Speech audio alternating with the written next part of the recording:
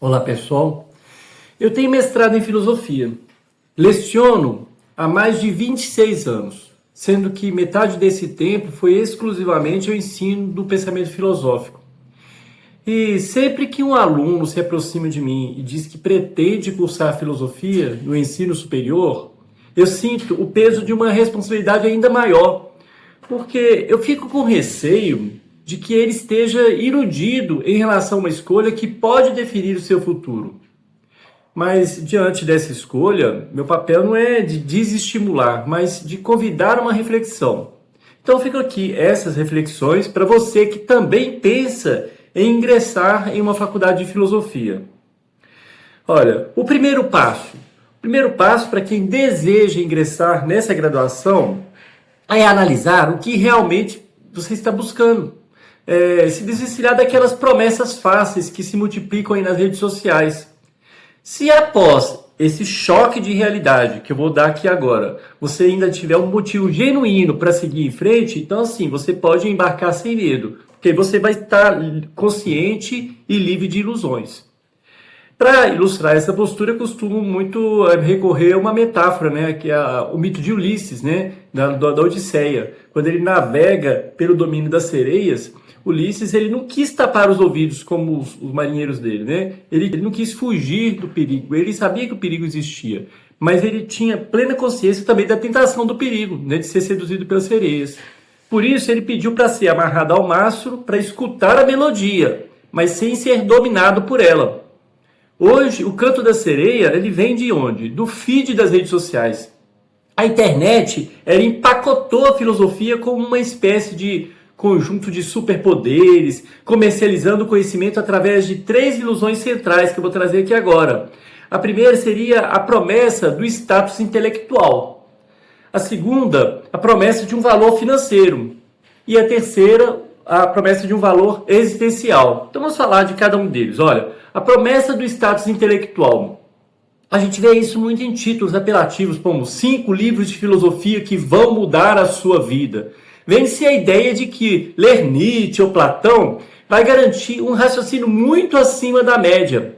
Promete-se um QI social, ou seja, um repertório para lacrar em debates e transparecer um ar de erudição inquestionável. Ou seja, se vende ali uma imagem de um intelectual que se destaca acima da maioria. A segunda promessa seria do valor financeiro. Essa eu acho que é a pior de todas, né? A gente vê manchetes assim, ó. Como o estoicismo me fez ganhar 6 dígitos. A filosofia, ela ficou reduzida a uma mentalidade de CEO.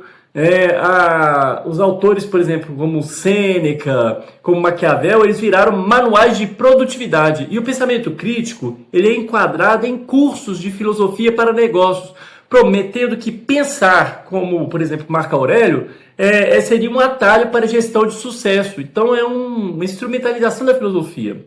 E o terceiro ponto é a promessa do valor existencial. A gente vê aí em conteúdos como a resposta para a ansiedade está em Epiteto ou no estoicismo, etc. Aqui a filosofia ela ganha uma roupagem de terapia instantânea, uma fórmula capaz de curar crises existenciais e entregar paz e propósito imediatos. É essencialmente a transformação da filosofia em uma autoajuda. Mas quando a gente confronta essas teses, né, com a realidade, o cenário é bem diferente. Sobre a questão do status, veja bem, gente, na prática diária, o conhecimento filosófico ele raramente atrai um fascínio imediato. Em regra, a sociedade ela costuma enxergar o estudante de filosofia como um cara chato, como um cara desconectado do mundo real, um cara que viaja na maionese, e não como um intelectual a ser invejado. Ilusão, gente. A questão do dinheiro, gente. O diploma de bacharel ou licenciado por si só, ele não abre portas para a riqueza. O retorno financeiro, quando ocorre, ele está atrelado à docência, ou seja, o ensino, à escrita e ao mercado do coaching. Existe aqui uma instrumentalização da filosofia, mas nem sempre essa instrumentalização dá o retorno financeiro esperado. E sobre a questão existencial, que muita gente poderia falar assim, mas pelo menos tem a questão existencial. Olha, gente, a filosofia ela não opera milagres, nem oferece alívio imediato. Ela vai fornecer, sim, ferramentas de análise, etc. As angústias, elas não desaparecem por mágica. A aplicação desse pensamento, ela exige um esforço e trabalho diário. Além disso, em muitos casos, gente, a filosofia ela pode até intensificar determinadas crises existenciais, porque a verdade, muitas vezes, é muito mais dolorosa que a ilusão. Lembra do homem que sai da caverna? Não é à toa que a palavra desilusão quase nunca está associada a um sentido positivo. E deveria ser, né? Não é desiludir, não é tirar a ilusão. Em resumo, nós podemos dizer, então, que a internet, ela vende a filosofia como um hacker de vida, capaz de torná-lo mais esperto, mais rico, mais zen, simultaneamente. Mas a verdade é bem mais sóbria. A filosofia, ela oferece métodos para pensar com rigor, isso é verdade. O que você fará com isso, seja a busca por dinheiro, status, paz, isso é responsabilidade individual.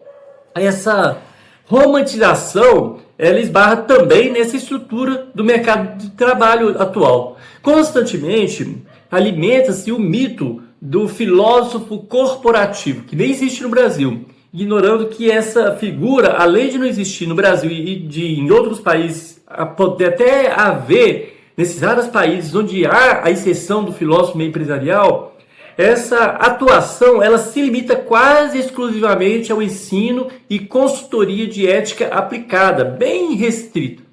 Precisamos então olhar para a nossa realidade nacional, o Brasil.